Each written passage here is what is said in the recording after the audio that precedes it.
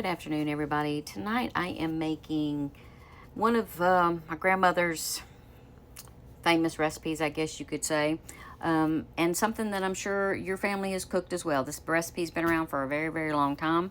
It is shepherd's pie.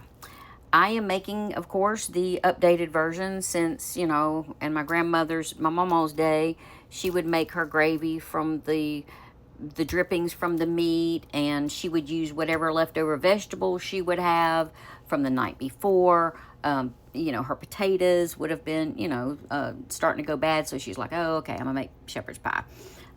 So I'm going to be using brown gravy because it makes a better gravy to me.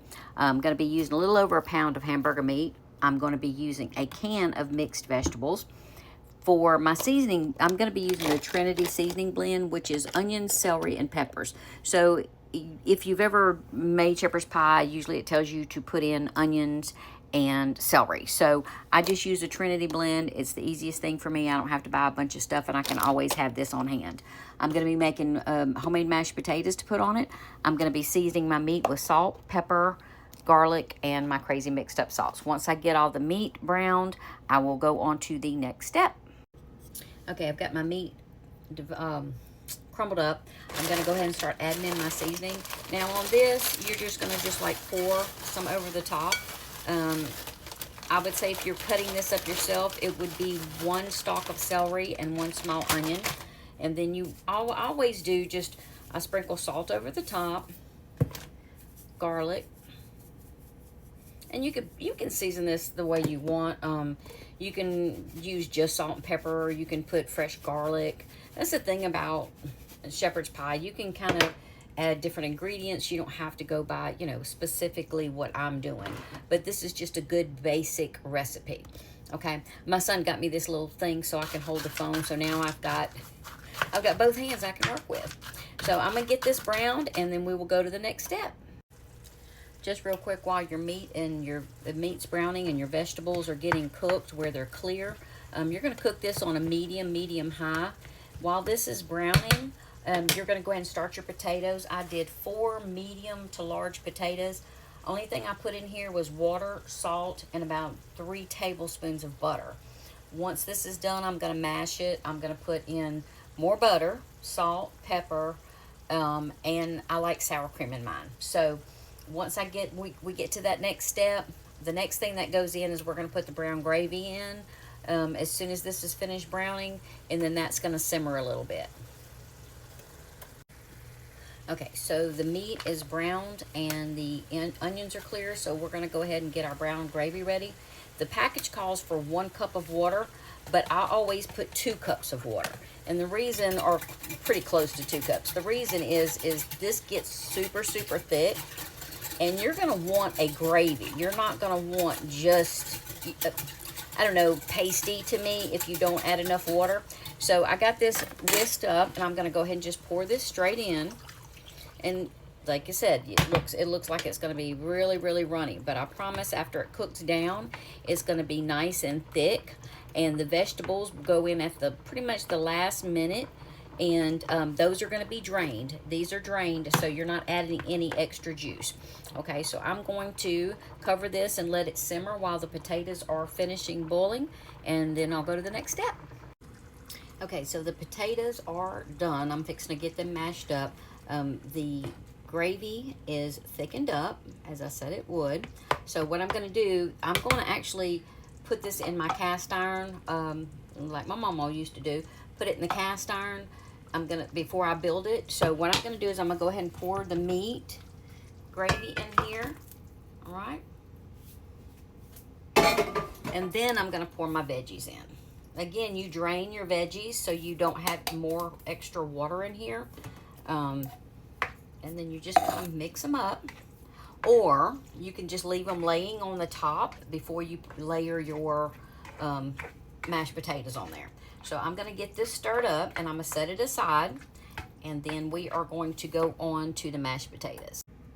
Okay, so I got the potatoes drained, and I've just added 3 tablespoons of butter, and I'm going to get this smashed up. I did taste the potatoes since I do put salt in the water.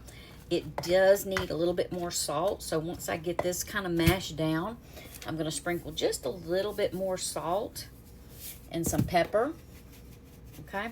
And at this point, I'm going to add milk. Now, this is kind of, you measure to the thickness you like. I'll probably say I start out with maybe half a cup, and then I just kind of mash and stir, okay? Now, once it gets to kind of where the consistency I want, that's when I'm going to add my sour cream.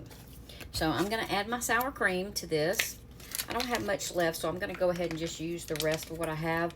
And if I had to guess, that would be maybe 3/4 a cup. So I'm going to get this good and stirred around.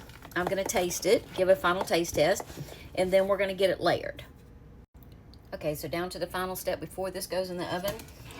I got my mashed potatoes all mixed up, and you want them to be you want them to be creamy like this, so that you'll have a good way of scooping them and they won't just be like big old plops.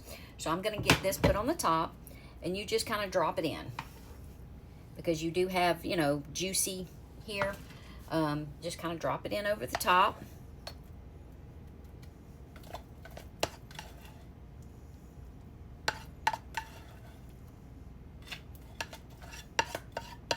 Oh, and I don't know if I said, I used 4 medium to large potatoes for this amount. Okay, I'm gonna get this spread out and I'll show you what it looks like. All right, so I got the potatoes spread over the top, and something I do, this is definitely optional, is I like to sprinkle some cheese over the top of mine. I love cheese. This is a sharp cheddar. You can use any kind of cheddar you want, or you can use Parm, or not any at all. I just like to add a little bit of cheese onto the top. So this is going to go in the oven at 350 for 25 to 30 minutes until the top is nice and browned. I'll let you know exactly how long it's going to take when I get it out, and I'll show you the finished product. Just real quick, I've just pulled it out the oven. It took 20 minutes. And as you can see, the top is nice and golden. I'm going to let this cool for about 5 minutes. You should always, when you take something out of the oven, let it rest for about 5 minutes. And then I'll scoop some up and show you how it looks. Okay, it's been 5 minutes, so I'm going to go ahead and dig in. It's going to be a lot juicier than maybe what you're used to. But like I said, I like to have a juicy gravy. If you were making this in a 9 by 13 pan, or even an 8 by 8 pan, I would recommend, I should have made, instead of 4 medium to large, I should have made at least 5 potatoes. That would have kind of helped absorb a little bit of the gravy, but also would have just given me more potatoes to go with my meat and potatoes. So this is finished product. This is my mama's recipe, besides using leftovers, of the shepherd's pie.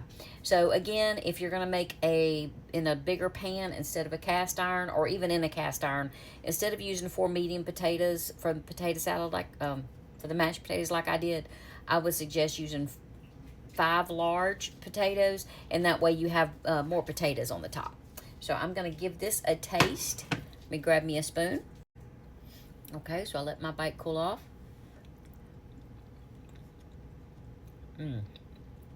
Delicious. Just like I remember. Y'all have any questions? Let me know. If not, enjoy, y'all.